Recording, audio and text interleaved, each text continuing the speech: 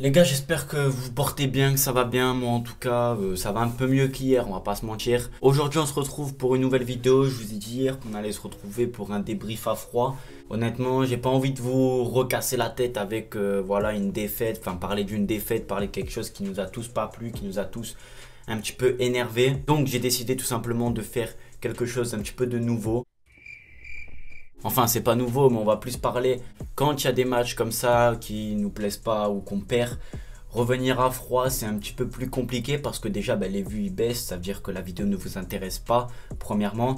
Et deuxièmement, je trouve qu'il n'y a pas forcément d'intérêt, surtout dans un match comme ça. Peut-être que si c'est un classico, bien sûr qu'on reviendra à froid. Et si c'est une défaite en finale comme ça, c'est très compliqué de refaire un débrief à froid, de vous recasser la tête, de vous rabâcher encore une fois la défaite. J'ai décidé tout simplement de parler d'Antoine Griezmann. Voilà, une vidéo consacrée à Antoine Griezmann. Vous avez vu dans le titre, est-ce que Griezmann peut être indiscutable au FC Barcelone? C'est la question que je me pose déjà depuis pas mal de temps. Je vous ai demandé de me poser des questions sur Instagram via mon Instagram. Et finalement, vous avez été, je crois, une quinzaine à me poser des questions. J'ai retenu 2 questions. Donc attention, j'en ai retenu 2 sur le sujet Antoine Griezmann. C'est ça un petit peu qui m'a donné envie de faire la vidéo. J'avais déjà un petit peu l'idée, mais le match d'hier d'Antoine Griezmann m'a redonné encore plus envie de faire cette vidéo. Donc vous avez été nombreux à me poser des questions. J'en ai retenu 2, je vous les afficherai à l'écran. La première question c'est...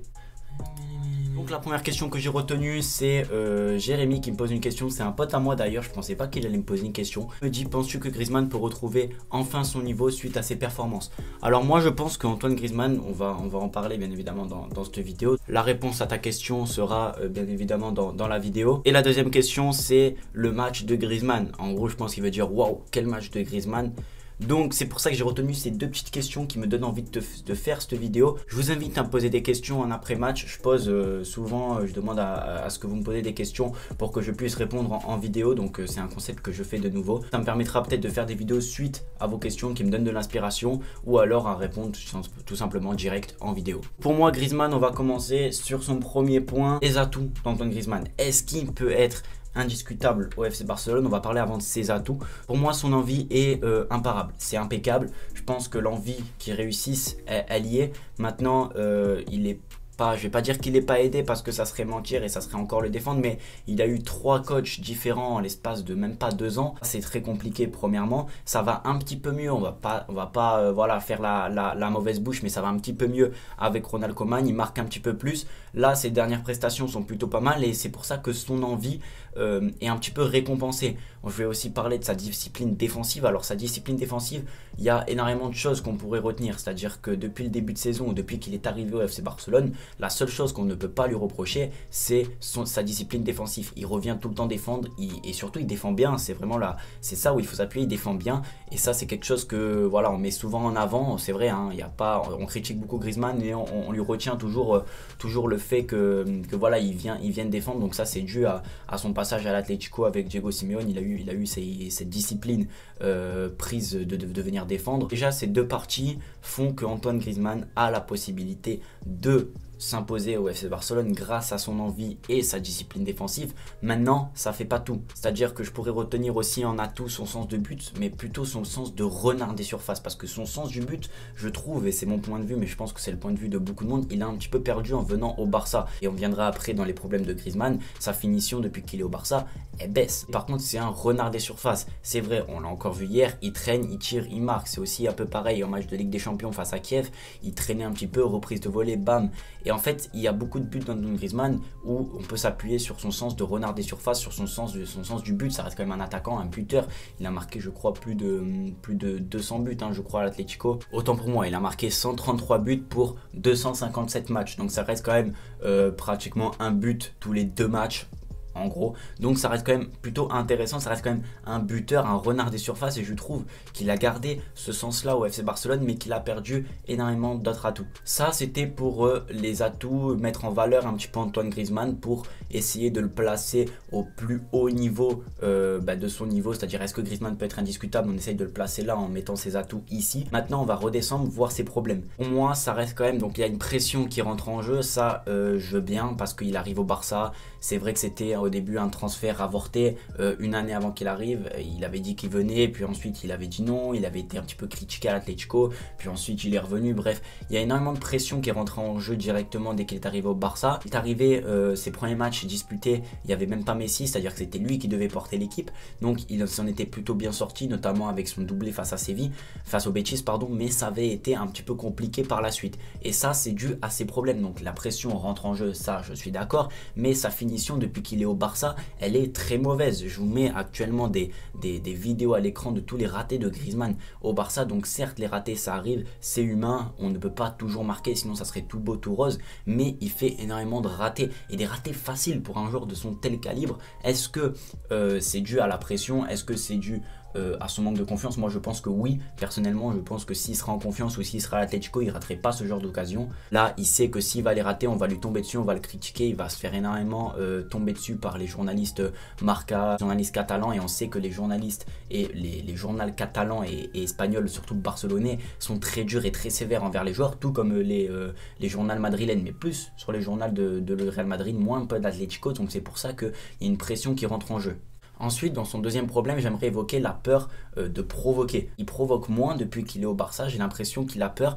Et moi, je pense que c'est une intimidation due à Messi. Honnêtement, je ne sais pas si vous voyez les mêmes matchs que moi, mais dès qu'il a le ballon, il fait directement la passe à Messi. Alors il y a énormément de joueurs qui font exactement ça, qui font la passe à Messi dès qu'ils ont le ballon, mais lui c'est un attaquant, il a les capacités de provoquer, un petit peu à l'image de Dembélé. Dembélé provoque et il fait pas tout le temps la passe à Messi, parfois il provoque, il rate, et je vois pas Messi en général râler, donc je pense qu'il est un petit peu intimidé par Messi, je pense qu'il se cache un petit peu derrière. Lui qui disait qu'il se mettait à la même table que Ronaldo et Messi, c'est un petit peu lâche quand même de se cacher derrière Messi et lui faire tout le temps des passes. Je pense que s'il provoque, il y arrivera, parce que quand tu provoques, en général tu gagnes toujours quelque chose, une touche, un corner, et au pire tu la perds, c'est pas grave, au moins tu auras tenté, essayé. Et je pense que les supporters du Barça, comme nous, même comme les journalistes, ne lui reprocheront pas de trop tenter. Là on lui reproche en l'occurrence de moins tenter. Moi je vois juste de l'intimidation, parce que je vois rien d'autre. Je vois pas pourquoi Griezmann ne le fait plus au Barça alors qu'il faisait à l'Atlético. Parfois à l'Atlético il éliminait 1-2 joueurs, et puis ensuite il faisait la passe, ça reste toujours quand même un attaquant qui décroche. Donc je ne vois pas honnêtement pourquoi il ne fait plus la passe. Je pense qu'il est intimidé par Messi parce qu'il a envie de faire la passe à Messi, ou alors c'est la philosophie du club maintenant, faire toujours la passe à Messi. Sinon je vois pas d'autre solution. Son dernier gros problème, mais ça se rejoint un petit peu sur les deux précédents que j'ai dit, mais je vais dire son gros manque de confiance en lui. Un manque de confiance qu'il a acquis depuis maintenant, depuis qu'il est arrivé au Barça, et peut-être un peu quand il était à l'Atlético, enfin vers la fin de l'Atlético, il a acquis un gros manque de confiance en lui, ce qui lui fait faire des choses dont il est capable de mieux faire. Je ne sais pas si vous me suivez. En gros, Griezmann peut largement mieux faire. Il peut être largement plus fort. Il peut, s'il a confiance en lui, être vraiment un titulaire indiscutable, limite un peu comme Messi au FC Barcelone. Il faut savoir que Griezmann a 29 ans, c'est-à-dire qu'il est en fin de carrière, pratiquement, ou plutôt à la force de l'âge. En tout cas, c'était la force de l'âge de Messi, de CR7 ou même de Zlatan Ibrahimovic. Lui, il est un petit peu dans la force de l'âge, mais j'ai l'impression qu'il est plus en fin de carrière à cause de son manque de confiance. Donc je pense que c'est compliqué. Son avenir au club, maintenant voilà, c'est le troisième gros point que j'aimerais évoquer, son avenir. Peut-il être indiscutable? Moi je pense que oui, mais à plusieurs conditions. Alors oui, dans une dernière vidéo, je disais que Griezmann devait être vendu. Pour moi, je pense que c'est toujours le cas, mais il a le droit de me faire mentir, et je trouve que ses dernières prestations, notamment hier, étaient intéressantes. Donc c'est pour ça que j'ai consacré une vidéo à lui. Merci. La première, c'est qu'il se fasse confiance et qu'il prenne des risques. S'il ne prend pas de risques, s'il ne se fait pas confiance, il n'y arrivera pas. Si dès qu'il reçoit le ballon, il cherche Messi, si dès qu'il reçoit le ballon, il fait la passe derrière, il n'y arrivera pas. On l'a vu face à Grenade, enfin moi je ne l'ai pas vu, mais j'ai vu en tout cas l'action. Il a pris cette initiative, il a fait une course je crois de 15-20 mètres pour ensuite la donner, et Messi a marqué. Pourquoi ne fait-il pas ça à chaque match, ou plutôt essaye-t-il pas de le tenter à chaque fois? Je pense que c'est un manque de confiance, donc c'est pour ça qu'il doit prendre ses décisions, avoir plus confiance en lui, et ça le mettra vraiment sur un piédestal plus haut, et je pense qu'il se sentira beaucoup mieux. On l'avait vu il y a quelques matchs, enfin il y a quelques semaines, dès qu'il avait fait son interview, il avait commencé à prendre un petit peu plus confiance en lui, il marquait des buts, il faisait des passes décisives, il faisait vraiment des gros matchs, des grosses performances, et là il replonge un petit peu, c'est un peu dommage. De deux, qui se coupe les cheveux, alors là c'est un petit peu une blague, mais est-ce que on doit vraiment penser que c'est une blague ou pas? Parce que Griezmann, cheveux longs, c'est pas très bon, hein. La Coupe du Monde, on se rappelle, il avait les cheveux courts, il a fait une incroyable Coupe du Monde, en tout cas pour moi je trouve. Dès qu'il avait les cheveux courts à l'Atlético, il faisait des matchs incroyables. Et là, depuis qu'il est au Barça, il a décidé de laisser les cheveux longs. Il est un peu moins bon. Bien sûr, blague à part, je pense que Griezmann a cheveux longs ou cheveux courts, c'est le même joueur. Il n'y a pas à dire. Mais c'est vrai que c'est un point qu'il fallait évoquer. On lui avait posé la question pourquoi tu coupes pas tes cheveux. Et en fait, il avait dit que sa famille voulait qu'il garde ses cheveux. Donc, est-ce que lui aussi le veut? Moi, je pense que oui, quand même. Il se fait pas traiter mal par sa famille. Il faut peut-être pas abuser. Mais plus sérieusement, je vais dire le point numéro 2, qui mette son niveau à la même hauteur que le club, au même niveau que le club. Donc certes, le club est en train de descendre, de chuter, le niveau du Barça a baissé, mais qui mette son exigence de son niveau au niveau du club. Il est plus à l'Atlético. Là, l'Atlético, c'est un club un petit peu à chaque fois outsider en Liga, c'est-à-dire que même s'ils sont toujours 2, 3e, c'est parce qu'ils ont l'effectif et ils ont une petite histoire quand même. En général, c'est toujours le Barça et le Real qui sont premiers. Donc, c'est toujours un club un petit peu outsider, c'est-à-dire qu'ils se battaient à chaque fois pour pouvoir peut-être aller chercher une seconde place. Il se battait jamais quand il était à l'Atlético pour chercher directement un titre. Là, à chaque fois, il était largué à la 25e journée de championnat Atlético. Il était largué par le Barça et le Real. Là, il se retrouve au Barça. Il doit mettre son niveau de jeu au top. Là, c'est un club qui lutte pour tous les titres possibles. Ils avaient fait un record avec Guardiola où ils avaient gagné tous les titres européens. Donc, c'est vraiment un club qui cherche tout le temps les titres. Et ils le disent de façon tout le temps la perfection. Il doit mettre son niveau de jeu à la même hauteur que le club.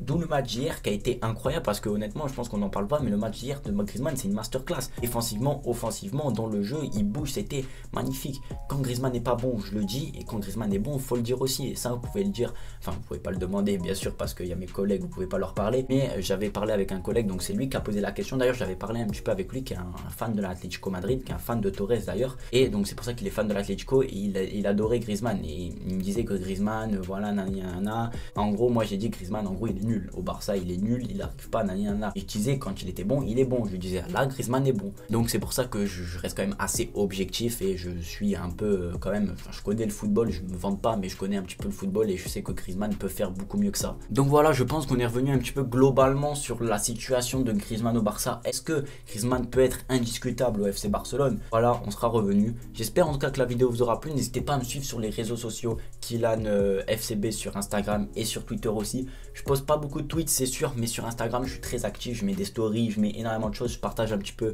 ma vie au quotidien, etc. Et je pose surtout des questions. Donc n'hésitez pas à me suivre sur Instagram. Surtout, s'abonner, c'est très important. Ça me fait plaisir. Ça, voilà, je suis encore en train de débuter sur YouTube.